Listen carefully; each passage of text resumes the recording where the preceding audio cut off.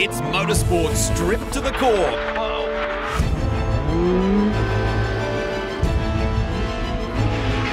Competition down to earth or flying high. It is rally, and this is the East Coast Bull Bars Australian Rally Championship.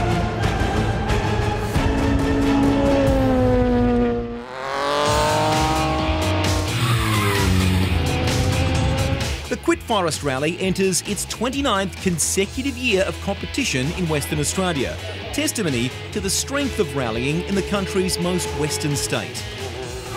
In today's program, we'll blast back into the past with the two-wheel drive classics.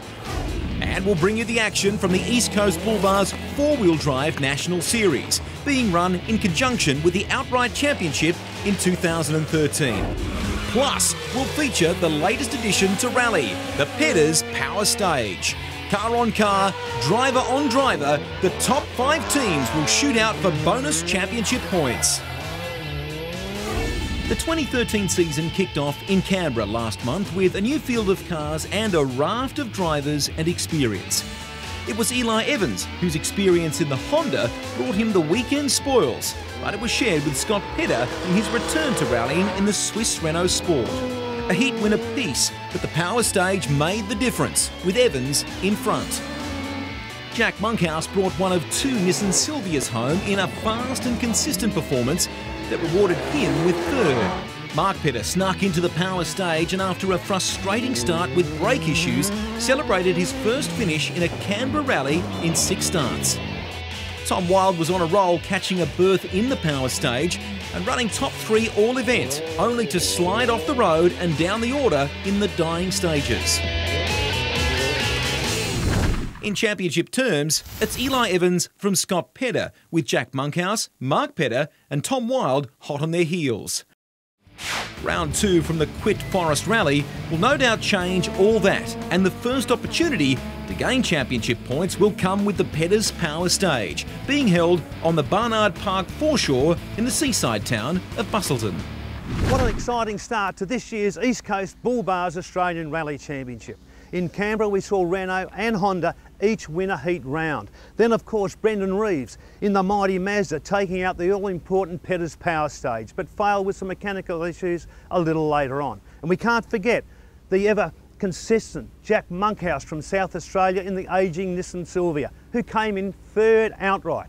We are here for the second round, the Quit Forest Rally in Busselton, on the foreshore. It's a tarmac special stage with a lot of square corners. The front wheel drives will have the advantage, but there is a baptism of fire with the brand new 370Z Nissan driven by Nicholas Box. Will he be able to do it? I'll tell you what, it's all important for the crews to go for it on this stage because there are bonus points on offer for this event.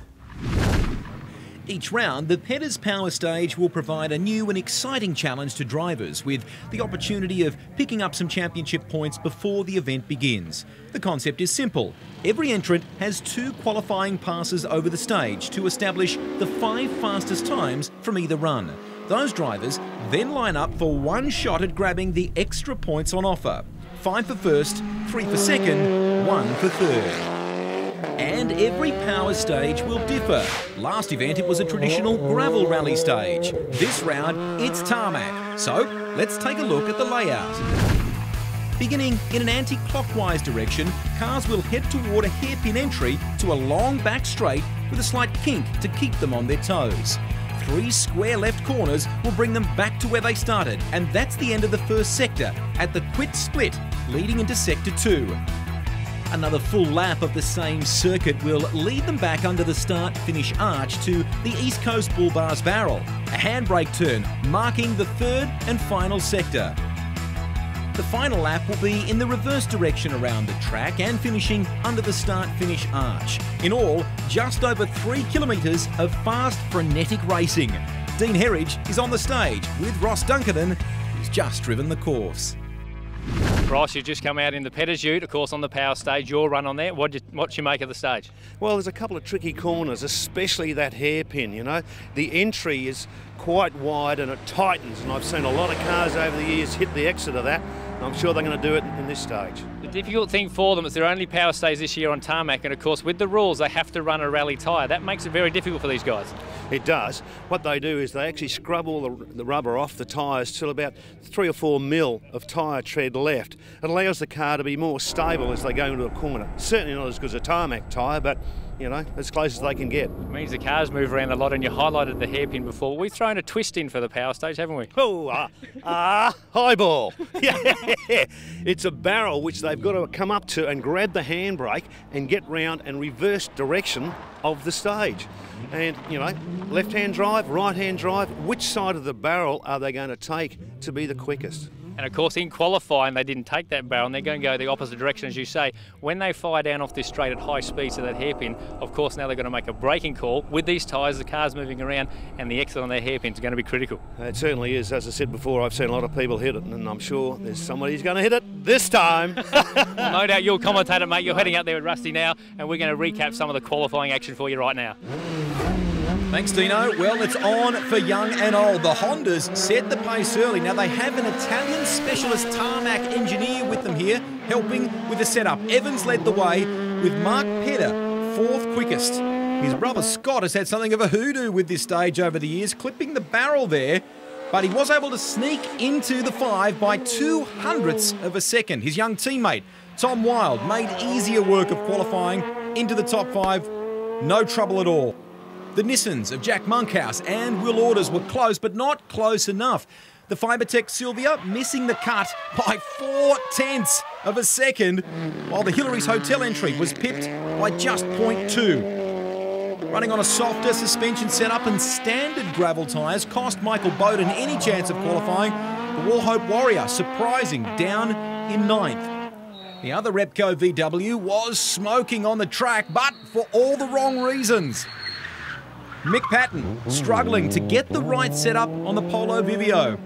Qualifying, the 1600 R2 Ford Fiesta was always going to be a big call for Adrian Coppin. And like Nick Box, who was debuting the Nissan 370Z, they both missed the cut. Brendan Reeves again showed the pace of the Mazda 2, 0.3 behind the Honda and half a second in front of the Renault. So, Eli Evans, Brendan Reeves, Tom Wilde, Mark Pedder and Scott Pedder will line up to fight for 5 extra championship points on offer for the quickest driver around the Pedder's Power Stage, coming your way in just a few moments.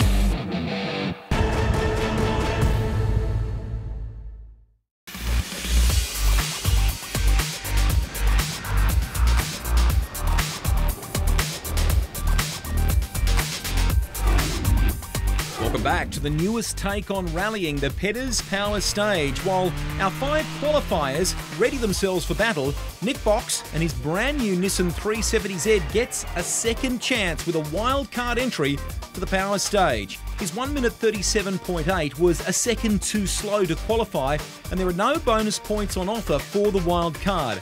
But let's see what he can do with his rear-wheel drive Z. Dean Herridge is on the start line with him right now. You wild-carded into this one, mate. Brand new car. How's it feeling? Yeah, it's a bit awkward at the moment, trying to get terms driving something totally different, but it's a lot of fun. And that's what this stage is about for you. You're going to go for around here, or you're still learning it? Oh, I'm still learning it, but we'll certainly have a crack. Nick's done a wonderful job with the build on this car. Very hands-on. He's underway. Look at the way it smokes the rear tyres. And Ross Duncan, as we welcome you, a little bit of nostalgia here because you have competed back in the old days. This is the new 370 spec Nissan, but the 240 is something that brings back good memories for you, isn't it? Certainly does, Rusty. Hey, look at that as he comes round. He's smoking those tyres. He is on the money here, and you'll hear the sequential gearbox as he goes bang, bang, bang through the gears.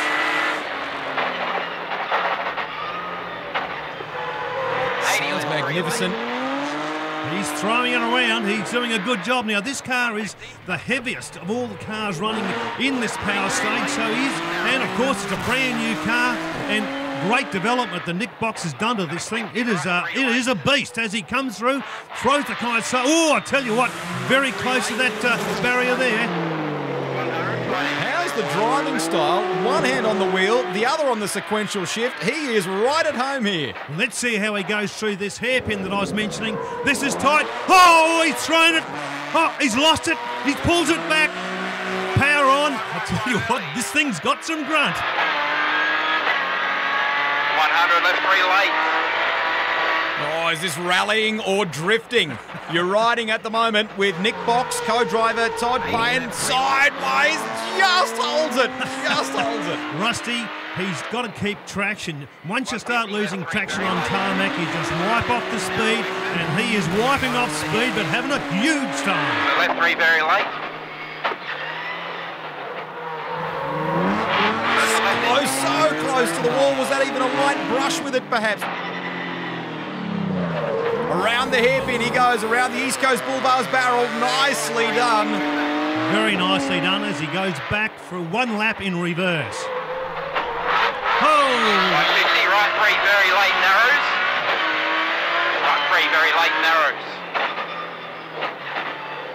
It's only a wild card entry into the power stage, but it's a welcome addition to the two-wheel drive championship in 2013. What a debut. This is a spectacular showing from him.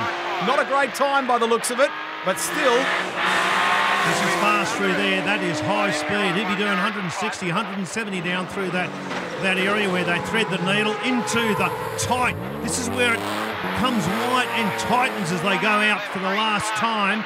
Down to the left handle. Let's see how he goes here. Oh, he's gone! And the cameraman runs to safety. Oh! Keeps it buried, flick spin, and away he goes. So that will prove even more costly for Nick Box, but it's still a spectacular showing, and what a debut in the East Coast Bull Bars Australian Rally Championship. Getting used to how it handles. I tried a few different things. They didn't work very well, but it was good fun. Let's take a look at a replay here. It was a great exhibition, but that's about all, wasn't it? It certainly was. And you've got to remember, he was on full tread rally tyres, not buff tyres, but he's trying to wear those tyres down as he comes out. Why don't we go around the barrel once again? Back to the start line, Dean Herridge. So Scott Petter and the Renault, you just made it into this power stage. Mate, I hope this runs better than the last two. I've never been sharp around here, as you know, Dino, so I need to find about 2 seconds, I reckon, around here now to feature in the points, I think, so we'll see how we go.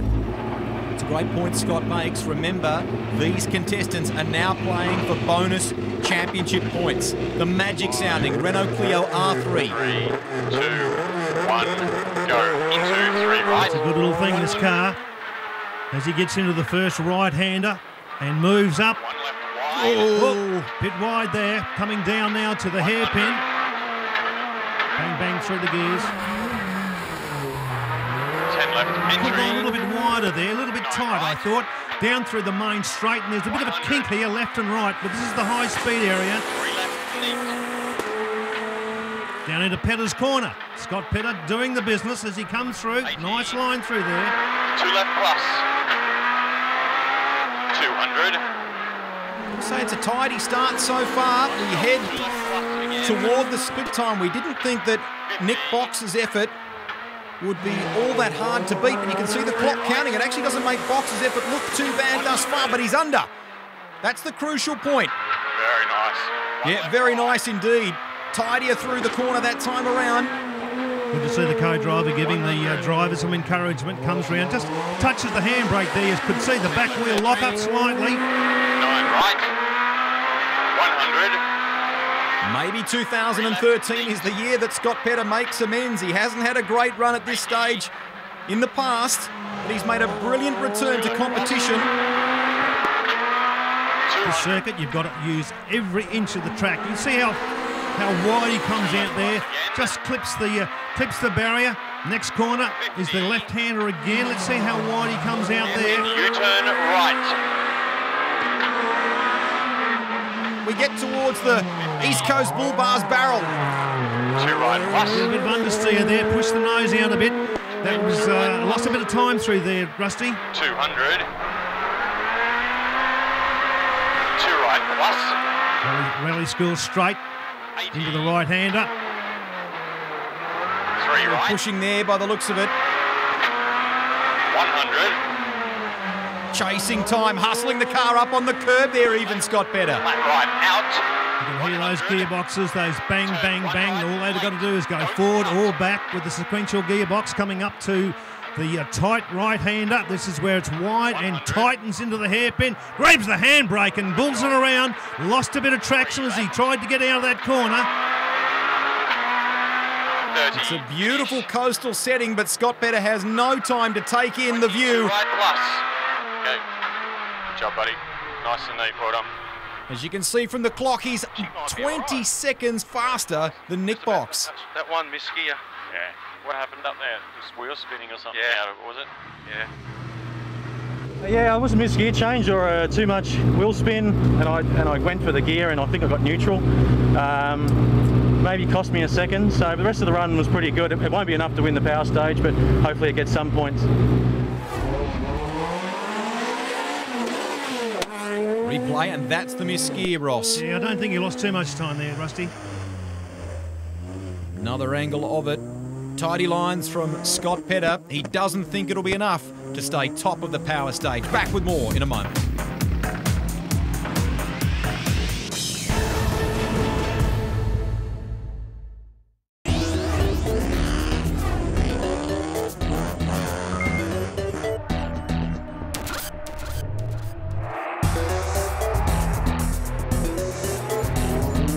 Coverage of the Petters Power Stage at the Quit Forest Rally in WA continues. Next competitor about to get underway.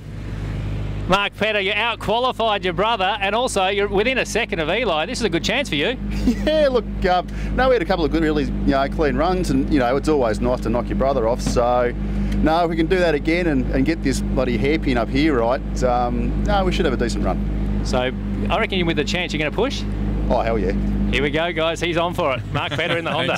Nice one, Dean. Thank you. Here we go. This is the Petter Show. 5, 4, 3, 2, 1, go. 3. Yeah, Ryan will keep the lid, a little bit of a lid on that enthusiasm. Lots of tyre smokers. Mark Petter lights it up. Well, they've got to make sure they try and get enough heat into those tyres in the first couple of corners. And he looks like he's doing the business as he comes round. Nice line through there for Mark. Aren't those gearboxes fantastic? Bang, bang, bang. You don't even have to think about what you're doing. Remember, we said earlier in the program, the engineer in this squad who comes from Italy has a lot of experience in touring cars with Honda, and they have tapped into this to really help the setup of the car for the power stage, given they're on the tarmac. Down Rally School, straight into the next left-hander, using all the circuit out wide there. And he's down at the quit split, not by much. That's relative to his brother, Scott Petter. Can he recover some time here now? This is where he can make it up if he takes it nicely through here. What's he going to do? Oh, no, understeer. Too wide, too wide. Got the eyes on. Look at Mark Petter gritting the teeth in the Honda Jazz. He certainly has the race. He certainly has the race face on. 2 left plus 200.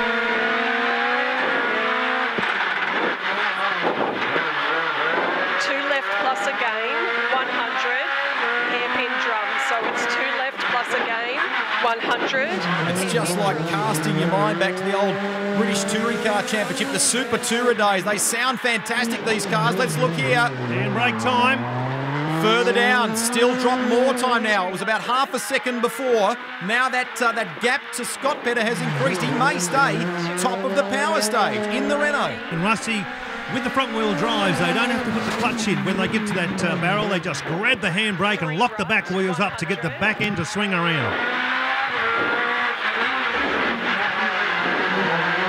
9 left, flat right out, 100. Braking at last bail, turn 1 right late, don't cut. Not that brave. 100. Pussy. 50. Into flying finish. I don't know how many of us would like to be sitting in the passenger seat doing this, but the co-driver's doing a great job as he comes down to take the finishing line. And you can see that it's not good enough to beat the benchmark time of Scott Petter and Dale Moscott. Not too bad. Just that second hairpin was a bit of a poo, but that's okay. Yep. Not enough? No, we stalked up the hairpin. So So, no, you can just make one little mistake and lose a heap of time in there, so we gave it a shot. Let's have a recap. This is the one that you thought was quite costly. Big push coming into the left-hander.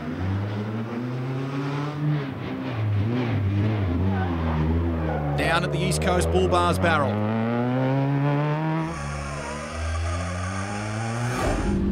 You've upset your big brother. Yeah. I don't think we'll be staying here for long, although it is comfortable here, but I don't think we'll be here for very long. Tom Wild and Bill Hayes here, the local WA crew. How you find this power stage? Yeah, not too bad. They got a good run on the last one, so we'll see how we go. Just got to keep it smooth and neat through here, and I think we'll do all right. Now your teammate Scott Petter is the leader so far, 2:32.9. You going to knock him off? Yeah, I just had a look at him up at the corner there. He's going pretty fast, so we'll see what we can do. Good luck, mate. Into team rivalry. We're going to love this one. You're right. 5. It's an improvement of 2 seconds between qualifying run 1 and qualifying run 2. Lights up the front wheels just a little. Well, Tom, of course, is a local, and I'm sure he will have been down there practicing a few weeks beforehand to make sure he knows exactly where to go. Let's see how he goes through the Kumo hairpin here. Not bad, not bad. He could have taken a little bit wider there, but as we come down through here, thread the needle through that slight kink. Turn left 6, fast exits. 90. Turn left 6. Calling the shots for him, Bill Hayes, very experienced co-driver, has worked at times even with our own Dean Herridge, and has some international experience that he brings to the table as well. He's been with me as well, Rusty. What second prize? To the split now. He's down, but it's not by much, 0.2 of a second. This is recoverable. He has the eyes on. Entry, hairpin left. Hairpin left, fast exit. 120. 1.3 plus. Into the front right 3. It's only a second and a half now.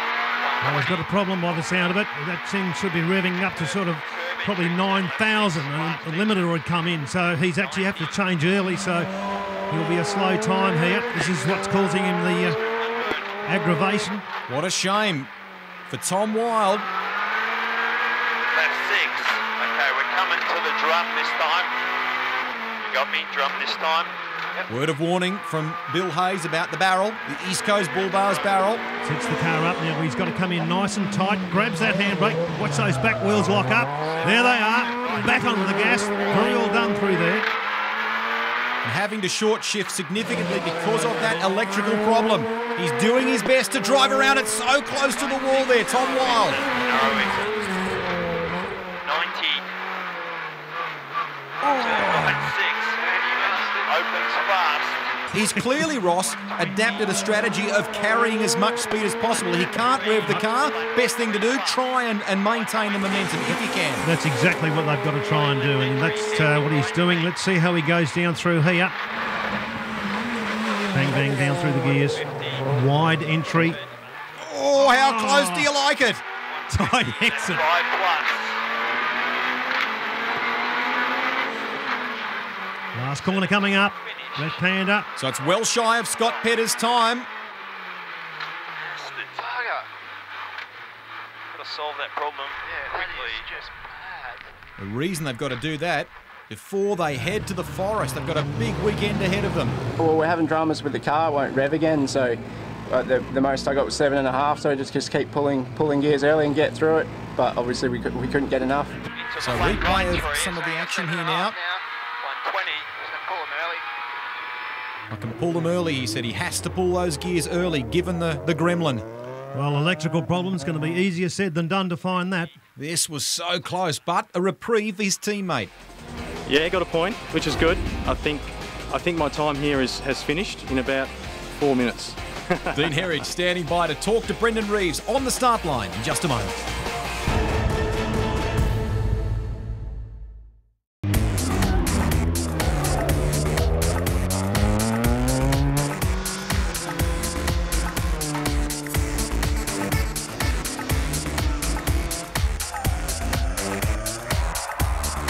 Welcome back to the Petters Power Stage here at the Quit Forest Rally. Dean Herridge is with our second fastest qualifier now. Brendan Reeves and the Mazda, you won the Power Stage in Canberra, attacking this time as well?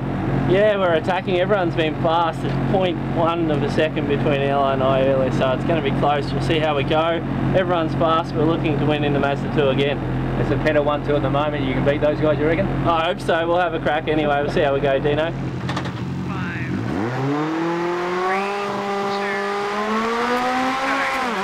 Rusty, this guy is probably the most experienced out of all the competitors on tarmac. This will be fast. On the rev limit as he came through there. Some news emerging at this event. He'll be headed stateside along with Rhiannon to contest a rally over there not long after the Quick Forest Rally. So great news that he's doing some more stuff on the international scene. Brake early, square left, don't narrow exit. Down into Petter's corner. Oh, a bit of a brake lock up there. But all these lines will be perfection, and they are as he comes down now. Coming into Rally School straight.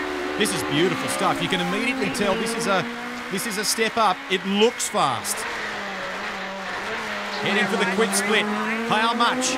Scott Petter reckoned his time was done. Oh, he's down. Only 2/10. That's a surprise. It looked quicker than that. Scott Petter's done a very good job. Let's see how quick he goes through here. This is where he's got to make it up. Let's see what sort of line.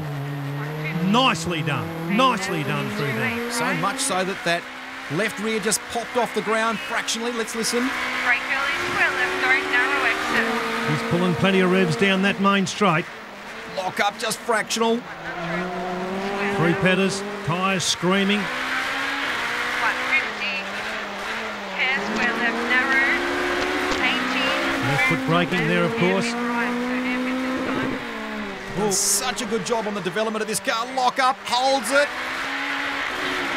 Check the split. He's found some ground, has he? Looks like he may have. We'll see. Oh, nicely done through there.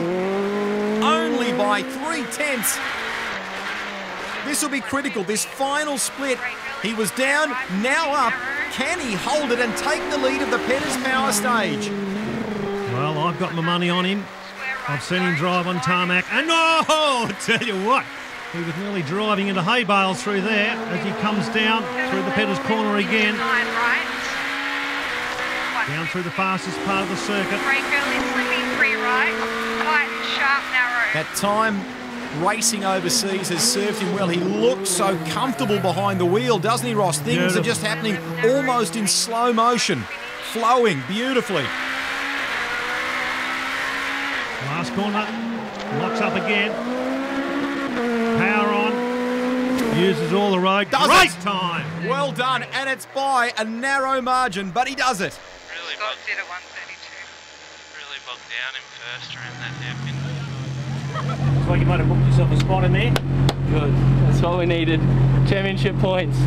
That's all about. On the hairpin down the back there, we've got quite a tall first gear, so it bogged down a lot. Drove with a bit of understeer, and I thought, oh, we might have missed out, so we'll see what Eli can do. Let's take a look at the hairpin here.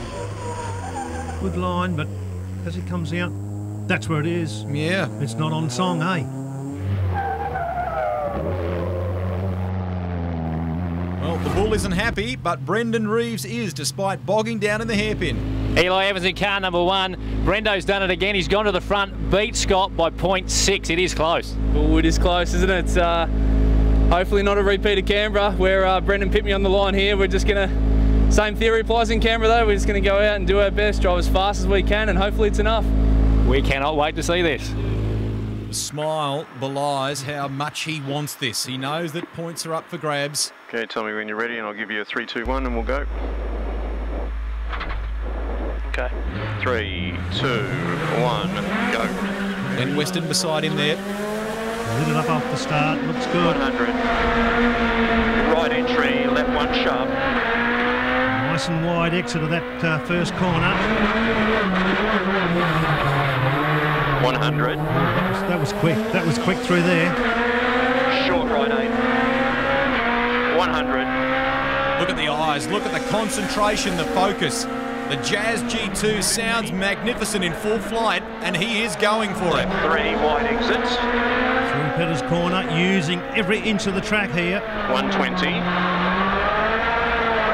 Left 2 narrowing. And more. Eli Evans attacking the Petters Power Stage. We head to the quick split. Is he up or down on Brendan Reeves? Oh. It is, he's up. 100. Right entry, left one sharp. Determination here from Eli. He certainly has shown us how to drive in the last couple of years. He's fantastic. Nice line through there, nice wide line. Hungry to get on that throttle. 100. Quick check of the dash. Right entry, left 3, narrow exit. Just took that bail there. 50. Block up. Left 3, wide exit. He is using, as I said before, every inch of this circuit, getting the maximum speed on exit and entry. Great test for the drivers. And in terms of the power stage, the absolute antithesis of what we saw only a month ago, even less in Canberra. This is terrific stuff. Oh, so close. He's out there in the gravel as well. Handbrake. 70. Nicely done through there too. And as you can see, he's really improved even more. 150. Oh, close. Brushes it. Was it a light brush with the wall? It certainly looked it. Steering wheel still straight. 100. Fast right 3 open. It is game on in the 2013 East Coast Bull Bars Australian Rally Championship. More than one driver-co-driver combination, but certainly between Eli Evans and Brendan Reeves. This is close. This is going to be sensational finish as they come down to the second last corner. Nice wide entry out, very nicely done. One corner to go. Could it be 5 bonus points? Bang, bang, down through the gears. Finish 50, fast right 2. He's done it! Whoa, yeah! Take the barrier. Look at that. It's by 100th of a second. I've got a 33 flat on my watch. Faster, I'm not quite sure. I think we could get done here. They think it's not enough. That's a good drive. You got us by 0.01. Good job. No joke. Yeah, I think that'll be the closest finish ever. Shows how close it is at the top of the ARC, so good competition. I need to ask how you feel. 0.01 I've been told by Brendan, so it doesn't get much closer than that. It's I'll tell you what, it was tricky. We're used to doing one way round, and then when we changed the other way around, I turned into the first corner. The car wouldn't turn in. I'm assuming because the tyre on the left-hand side of the car just doesn't have as much heat generated on the other. We tagged the wall, and I just thought, oh no, I could see it slipping away, but we hung on by the smallest of margins. So that's 5 championship points, and I'm super happy for Honda. That is an unbelievably close finish. The winner's check, but it's some valuable championship points, he said, for the race for the title. You can catch all the action from round 2 of the East Coast Bull Bars Australian Rally Championship in our next program. Coming up now, though, highlights of the 4-wheel drive National Series and the good old classics. Back right after this.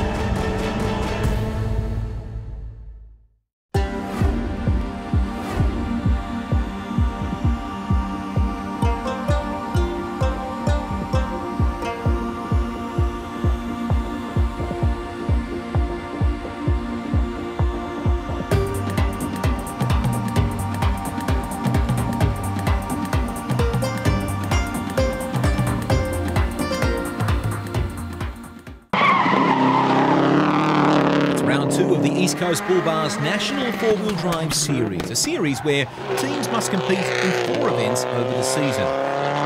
7 crews lined up for the competition, but only 6 started the Forest stage after the MRT Subaru Forester failed to start. Oh, I know what the end result is. We've done a big end bearing on the engine. The car's done 37,000 Ks, and you know, the last 7 events have been pretty tough on it. I've always been impressed with how long the car has lasted and just how tough the Subaru diesel engine is. And the transmission, and unfortunately all at once we found out the hard way with a transmission change yesterday and now an engine problem last night. So yeah, there's a few things we've got to check when we get back, which I've got a few suspicions over, but that's just one of those things of rallying, unfortunately. The pace that we're pushing this car, which it never was originally designed for, I don't think anybody would have expected it to perform at the level it's done. I've been surprised. The difficulty we've had is lifing the parts, knowing how long something will last without, you know, okay, we'll do an engine rebuild, we'll do a gearbox rebuild, we'll do this, we'll do that, which you can end up spending a lot of money. Hindsight's a wonderful thing, but you just got to see what lasts and what doesn't and make the decisions based on that, really. With Middleton's first DNS in 2 seasons, the field got set for the Forest Stages. Lee Hines was #1 4-wheel drive on the road, but his track record in the ARC wasn't in his favour as he led off through the kinky special stage. Into 9 right, 50 at the top, 5 right, tightens to 4, sudden 5 left, don't cut. This is 5, tightening to a 4, sudden 5 left, don't cut, opens to 8. This 5 left, don't cut, opening to 8, 50, long, 2 left, hug, sudden very long, 4 right. Don't hug too much though. Sudden very long, that was too much, 4 right, into 4 left, hug, sudden 7 right, don't cut. Here's 4 left, hug, sudden 7 right, don't cut, in 5 left, sudden long 3 right. Relative newcomer to gravel, John O'Dowd's objective was simple. Objective, just to finish. Just finish in one piece. Into right 4 plus half long. Right 4 plus half long opens. 150. 150. O'Dowd wasn't the quickest, but he was consistent, and that would count for plenty over the weekend. It's on crest in 30. Left 4 plus. 30 left 4 plus. 20.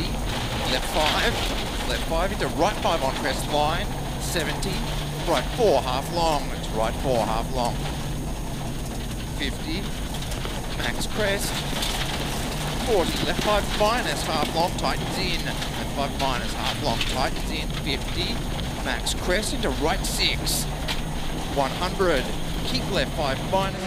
Consistency, or the lack of it, is what Doug Tostovan was counting on from his opposition. His last-minute entry, a shot at the National Series title. It was a last-minute entry, yeah, fingers crossed. Hopefully we can make it a bit further than the Zero car. The Zero car only made it 4K into the first stage, but the competition field did better, although some not much more. John Makara's Evo 7 was fine through SS3, but through the next stage, Ferndale, he paid the price for a hasty radiator repair in service. Failing to refit the overflow bottle meant the engine ran out of water and overheated. His quick Forest rally was run. Neither Graham Miles or Adrian Delalo would start SS5. Miles with gearbox issues that terminated his Heat 1. While Delalo was out long enough to refashion the sump guard to stop the oil filter rubbing on it. Doug Tostovan's day took a turn for the worse when he clipped a gutter in SS4. Car felt a bit funny afterwards and smelt tyre smoke and knew it wasn't good. Lee Hines won every stage till the repeat of Ferndale near the end of the first heat. Oh, the exhaust manifold's broken and it's burnt some wiring to the fan and a few other things. So it's running on a couple of cylinders. So I've just got to try and bypass the wiring to the fan to get that working so we can get into Nannup. Hines never made the short sprint stage around Nannup Oval and handed the heat win to the Kalani Subaru. Reward for O'Dowd and Searcy's measured approach to their rally.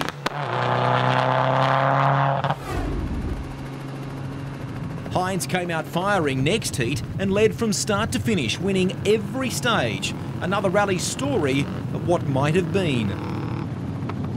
The S-Technic Subaru was back on song through the early stages, but keeping the car in one piece was the new challenge after the antics of Heat 1.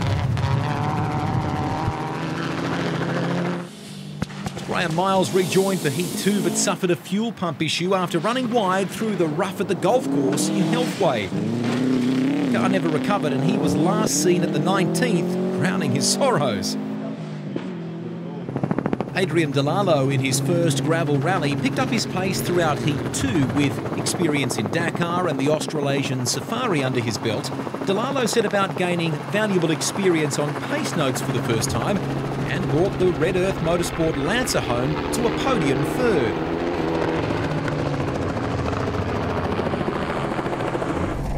O'Dowd punctured the Kalani STI through SS13 during the day, but somehow managed to get through the stage without dropping time.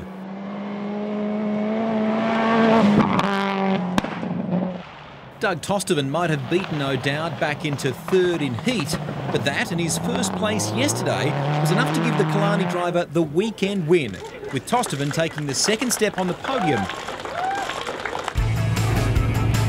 Coming up next, the highlights of the classics from the Quit Forest Rally in Western Australia.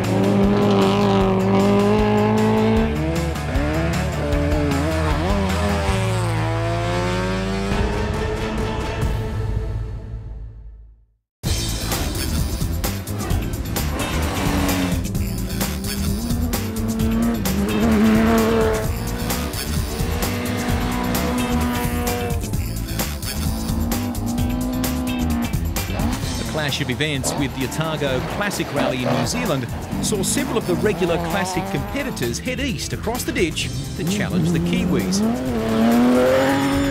Worthwhile too, Neil Bates and Coral Taylor bringing home the silverware for Australia for the first time in the event's history, amongst a 40-something strong field of classic cars. Despite the distance of our own most remote championship round, two cars made the trek across the Nullarbor Plain from the east coast with their classics. There were no sheep stations on offer as incentive to win, but the thrill of driving some old rally cars was just too much for some.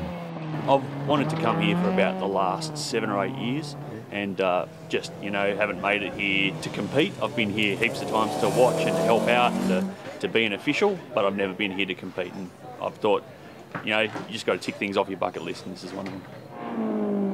Fro Horrobin wasn't on his own. Mark Beard had also made the journey across the country from New South Wales in the Subway-sponsored Datsun 1200 Coupe. 4,600 kilometres. How much competitive? There's about 200 altogether. But it's worth it. It's worth it just to be part of it. A Mazda masquerading in the form of a Datsun 1600 slipped into the field. The telltale sound of the rotary was a dead giveaway, the hybrid Datsun being powered around by WA's John Ludlam. It's a different one. It's an original Dasda which was built back in '85 and then tucked away in a shed for a while. And then I've taken on the job of restoring it, just making it a bit safer but keeping it in the spirit of 1980s rallying. So yeah, it's a great little car. I hope I can keep it in one piece for the day. Another local, Leo Eriks, had freshened up the Pinto engine in his Escort for what would likely be the car's last season of rallying in Western Australia.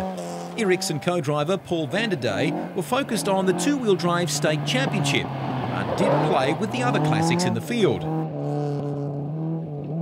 As we've come to expect from the seasoned machines, reliability was an issue.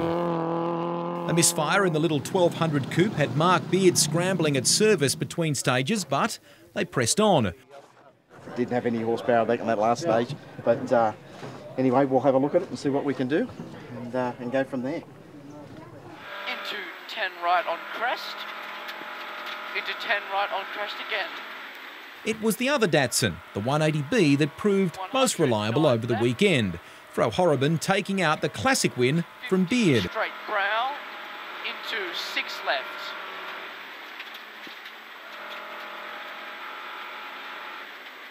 .58 right, tightens to 5.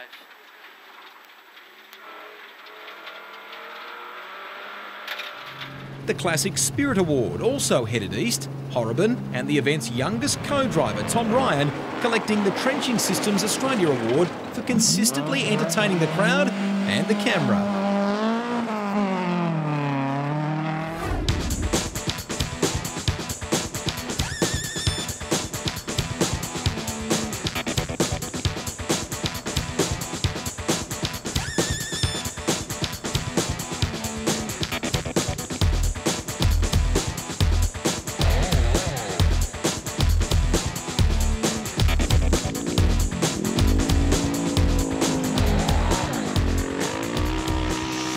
The Australian side-by-side challenge stepped up a notch this season with the introduction of Can-Am's new race machine, the Maverick. Last year, the Can-Am Commander struggled to keep pace with the Polaris Razor, but all that has changed. It's finally here, the Maverick. So a true sports machine from Can-Am, and looking the goods. Certainly this bloke here in the background is going to be hard to beat, and we needed something, tough, sporty, to really to match it with Polaris, and I think we've got it here now. In the trial runs around Barnard Park in Bustleton, it was evident the new machine was every bit the match for the Razor, a prospect that excited the opposition. It's going to be great competition though now. Can-Am have got a good machine here. Just he's been out doing a lot of testing and we had a lot of fun on recce as well. We had to actually drive these vehicles on the roads to do our reconnaissance at 2 passes over each stage. So we've effectively done 2 rallies already, so we had a great time out there. But the competition starts this weekend. Crocker wasn't the only Australian rally champion running in a side-by-side this weekend. Yeah, Justin's going to come in and spoil things, he thinks, but it's going to be great now. There's a really good competition here between the 6 competitors. We're going to have a really good fight, so it's going to be a great weekend. It's like a motocross bike on 4 wheels. So, you know, as everyone knows in rallying, I love jumping cars, and at least with these things, when I jump them, they land. So they're fantastic. They're a lot of fun to drive. They're very cost-effective to run. It's just a fantastic category.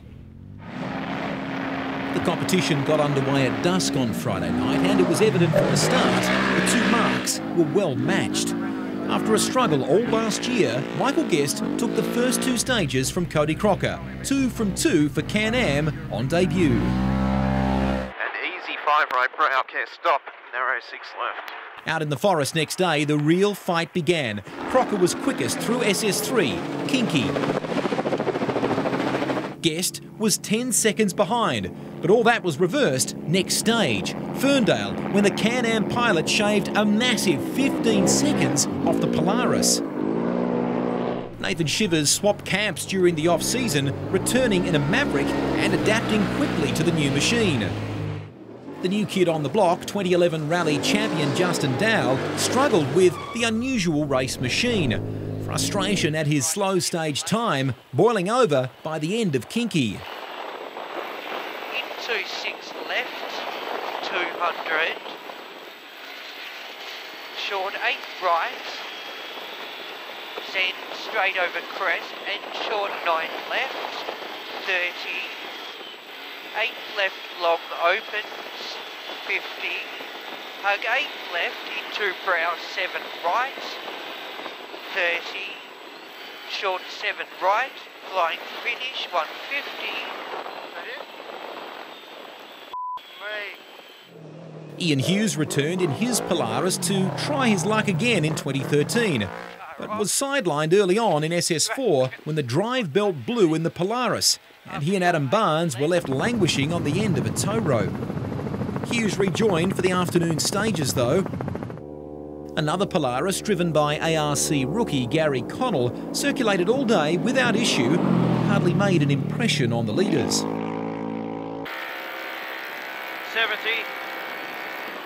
easy right plus long.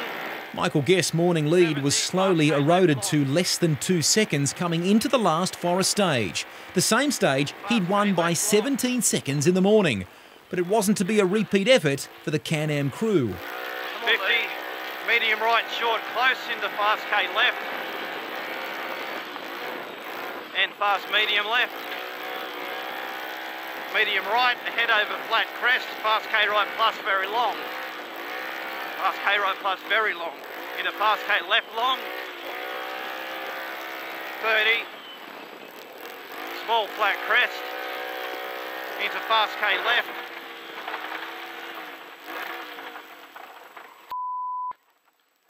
What had been shaping up to be a head-to-head tussle between Can-Am and Polaris ended on the side of the road when the Maverick clutch let go. 5 left, into 6 right, don't cut, short 6 left. A 3-minute penalty for checking into a control point early cost the father and son team from Sydney plenty. But Team Shivers still came in third, behind Justin Dowell and Daniel Wilson. Trying his hand at side-by-side for the first time, Dowell was experiencing the new concept of heading bush mid-special stage. That's when it gets really exciting because you don't know what's up, you don't know what's coming. You've got massive rocks, big culverts, big jumps.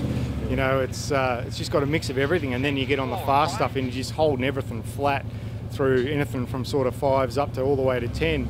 Now it's all the same number to me, just flat foot. In the end, it was Cody Crocker's experience that saw him finish on top yet again in a class of racing he's come to dominate. Into flat crest. Without Guest starting Heat 2, the Can-Am charge was left to Dowell and Shivers. Over straight jump. Come on. She's gone. Electrical gremlins crept in, sidelining the new side-by-side convert. Nathan Shivers pushed on to trail Crocker all day, staying ahead of the rest of the field, eventually picking up second for the weekend. Beneath Dow's frustration with reliability issues was his ever-present sense of humour. Just on a Sunday drive. His Sunday drive rewarded him with third for the weekend. Ian Hughes' drive in Heat 2 was better than Heat 1, but he couldn't believe how slippery the road surface was in this region. I was just saying to Adam, my navigator, before, I still can't get used to the marbles. I'm just so psyched out by them and slippery as I can't commit to anything. And once you go off-road, it's good. There's none of that sort of stuff. It's just through the bush and it's a lot more grip and your speeds aren't up as high because it's so tight and logs and dips, gullies, rocks. So it's not too bad for the slipperiness then. Turn 5, left young.